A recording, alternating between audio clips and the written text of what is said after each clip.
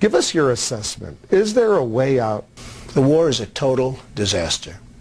It's a catastrophe, nothing less. It is such a shame that this took place. In fact, I gained a lot of respect for our current president's father by the fact that he had the sense not to go into Iraq. He won the war and then said, let's not go the rest of the way, and he turned out to be right.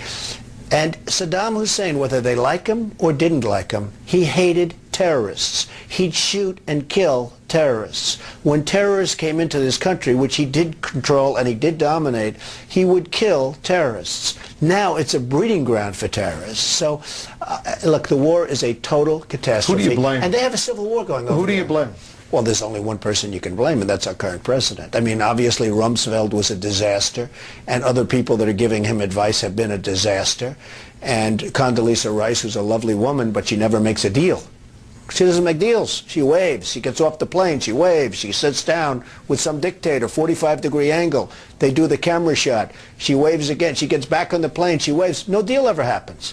So, I mean, You got to close the deal at some point. You got to make deals. The world is dying to make deals, and we don't have the right people doing it.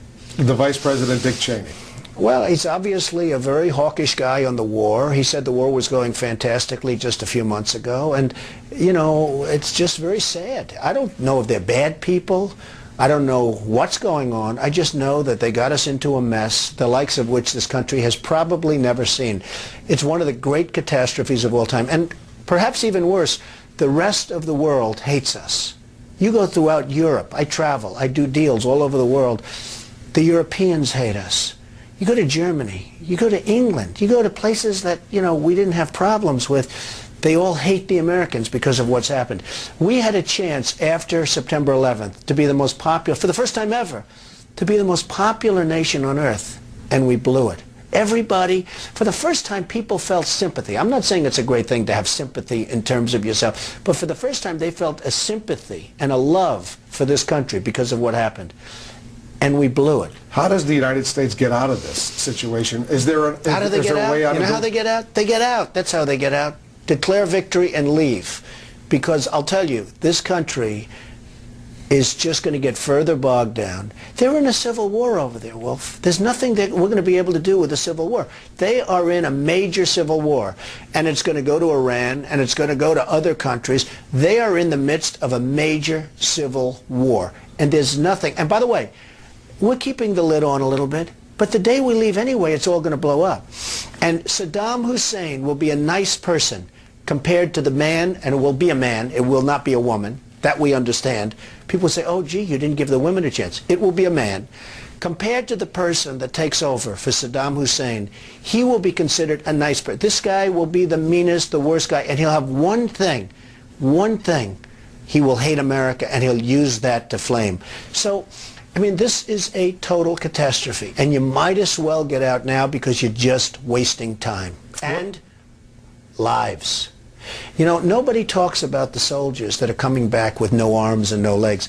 And I saw at Mar-a-Lago on Mondays, I make Mar-a-Lago my club that you know about. In Palm Beach. I make that twice now. On a Monday, I let returning Iraqi injured soldiers come to the premises. The most beautiful people I've ever seen. But they're missing arms and legs. They're with their wives. Sometimes they're with their girlfriends. And the tears are coming down the faces of these people. I mean, the thousands and maybe hundreds of thousands, and the Iraqis that have been just maimed and killed.